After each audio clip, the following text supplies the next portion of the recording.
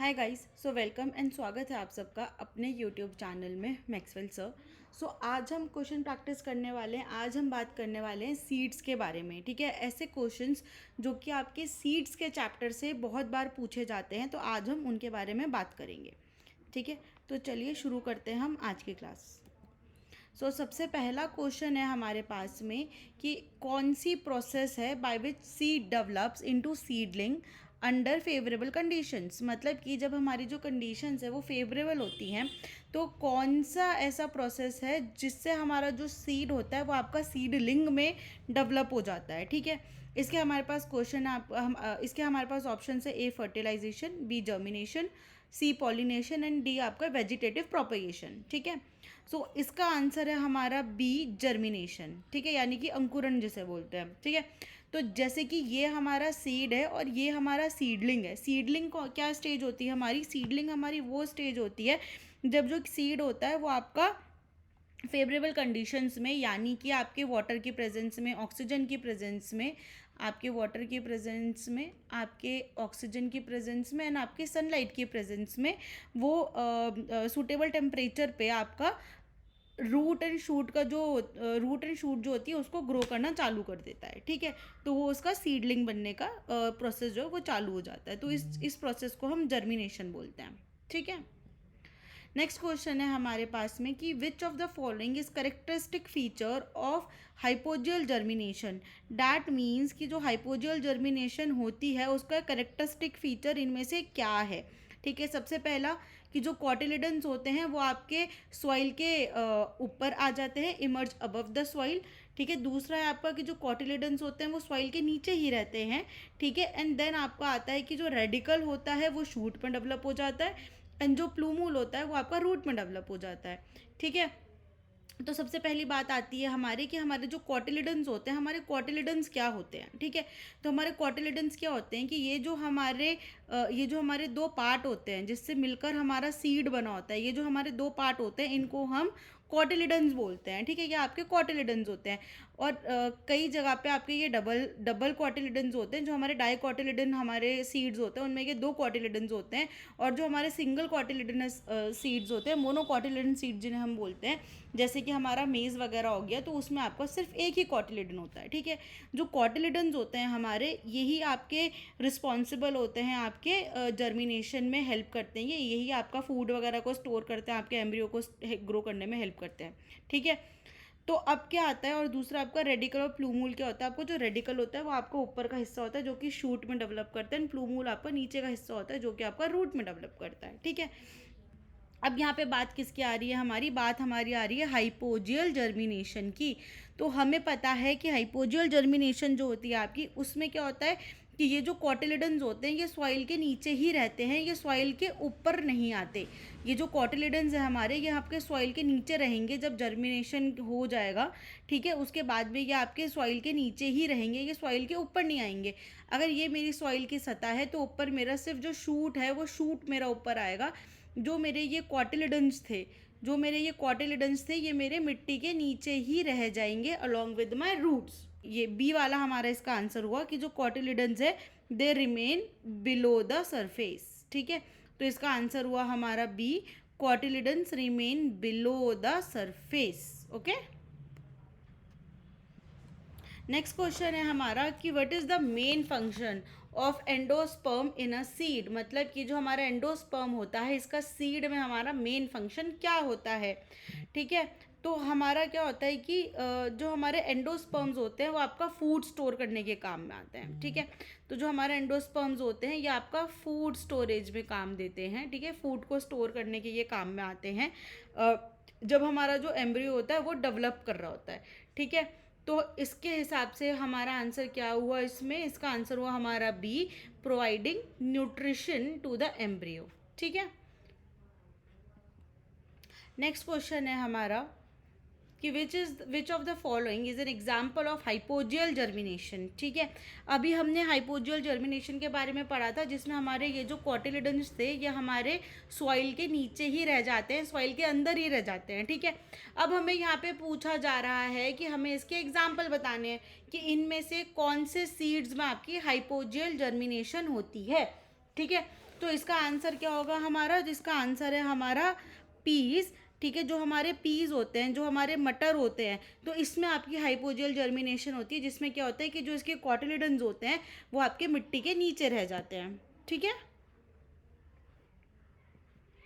Next question है हमारा कि इसमें से कौन सा फैक्टर जो है, जो हमारा वाटर है, ऑक्सीजन है, सनलाइट है, टेम्परेचर है, इसमें से कौन सा फैक्टर हमारा ऐसा है जो कि सीड्स के जर्मिनेशन के लिए रिक्वायर्ड नहीं होता, एक रिक्वायर्ड फैक्टर नहीं होता। ठीक है, कि हमारे सीड्स के जर्मिनेशन में जो इम्पोर्टेंट रोल नहीं प्ले कर रहा है। ठीक है, तो हमें पता है कि पानी जो होता है ये बहुत इंपॉर्टेंट होता है, ये तो आपका एक एसेंशियल फैक्टर है ही है। ऑक्सीजन भी जो है आपका जर्मिनेशन के लिए एक एसेंशियल फैक्टर है। टेम्परेचर भी, जो सूटेबल टेम्परेचर होता है, कोई जो प्लांट्स होते हैं हमारे वो आपके कोल्ड टेम्परेचर में आपके जर्मिनेट करते हैं, और कोई हमारे होते हैं जो हमारे लो टेम्परेचर, हाई टेम्परेचर पे आपके जर्मिनेट करते हैं, मतलब कि लो टेम्परेचर या हाई टेम्परेचर, फेवरेबल तापमान उनका, फेवरेबल टेम्परेचर उनका होना चाहिए। ठीक है, तो ये जो 3 चीज़ें ये तो हमारे लिए बहुत ज़रूरी हो गई।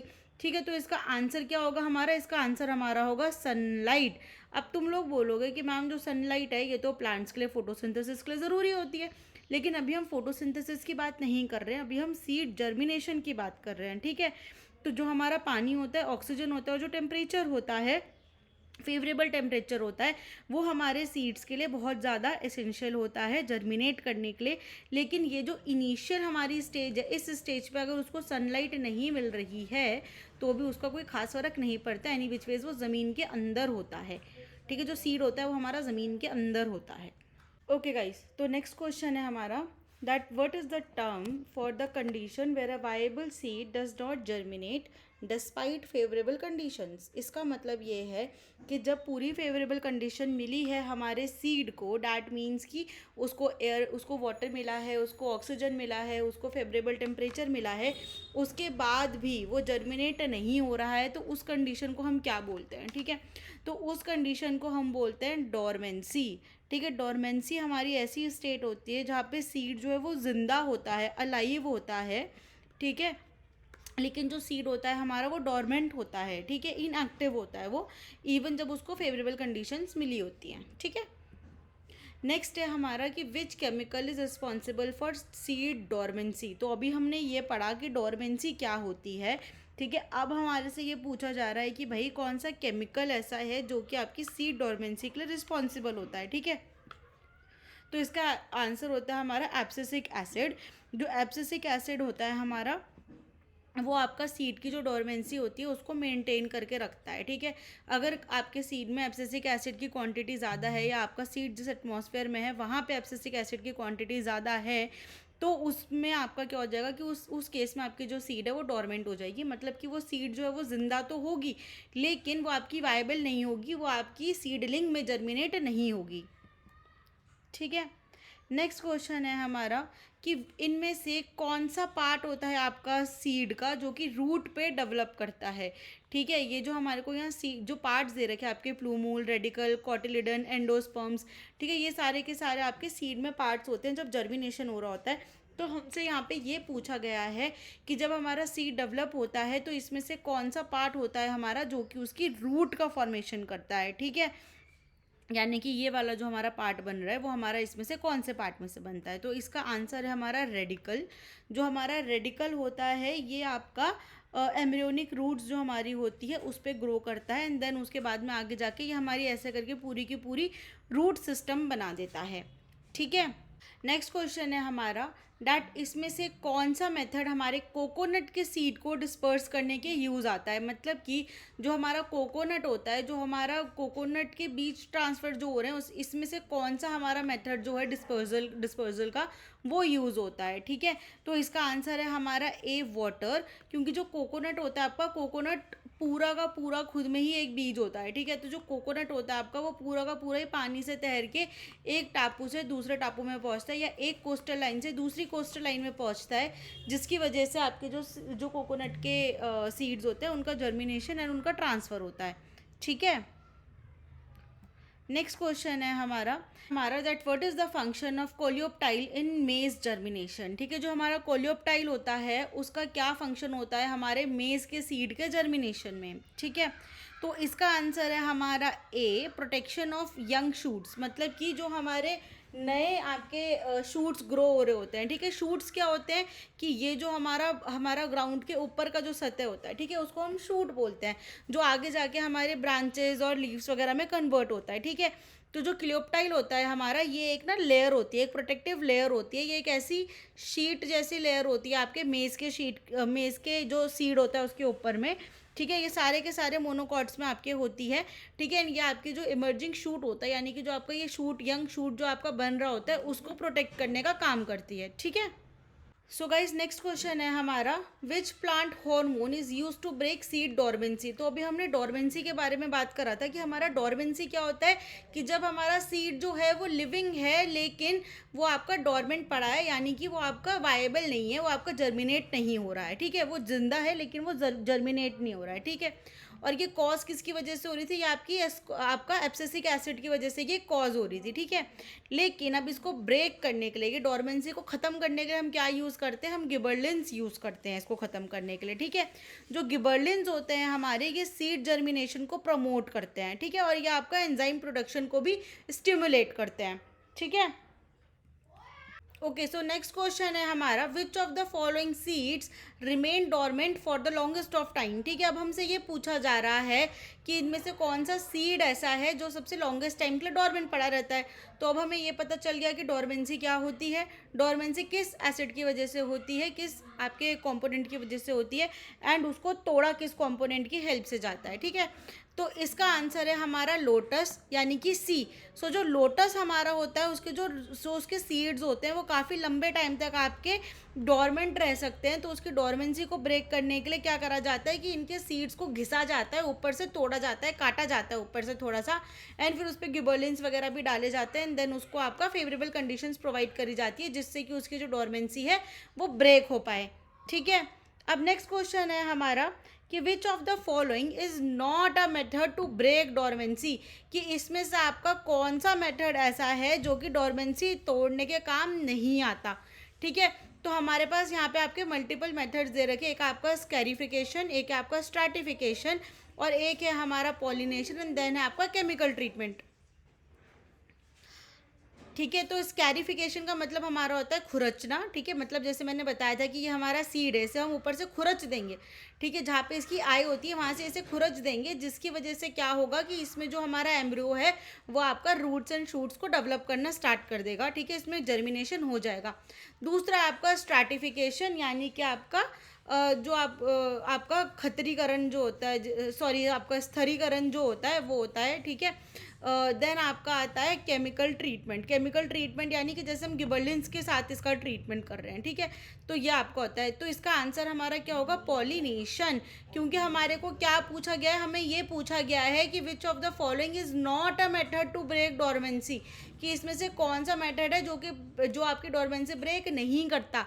बाकी ये जो तीनों हमारे मेथड है, एक है आपका स्ट्रैटिफिकेशन, एक है आपका स्कैरिफिकेशन, और एक है आपका केमिकल ट्रीटमेंट, ये तीनों ही हमारे डोरमेंसी को ब्रेक करने के लिए यूज़ करे जाते हैं, ठीक है। पॉलिनेशन जो होता है हमारा वो डोरमेंसी ब्रेक करने पे रिलेटेड नहीं है।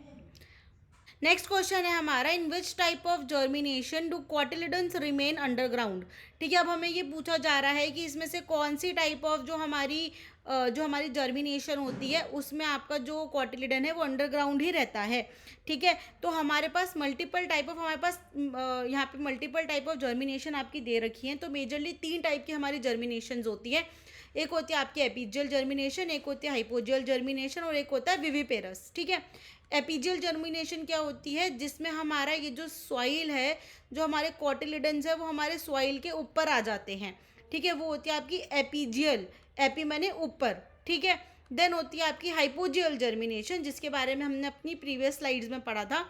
इसमें क्या होता है कि जो आपके कॉटिलिडन्स होते हैं वो सॉइल के नीचे ही रह जाते हैं, और जो आपकी लीव्स हैं, जो आपकी शूट है, बस वो ही आपकी ऊपर आती है, ठीक है। जो हमारे कॉटिलिडन्स हैं, कॉटिलिडन्स हमारे जो होते हैं वो नीचे ही रह जाते हैं। देन आता है आपका विविपेरस। तो विविपेरस में हमारा क्या होता है कि जो हमारा प्लांट होता है, जो हमारा सीड होता है, वो हमारे प्लांट पे ही लगे लगे जर्मिनेट हो जाता है।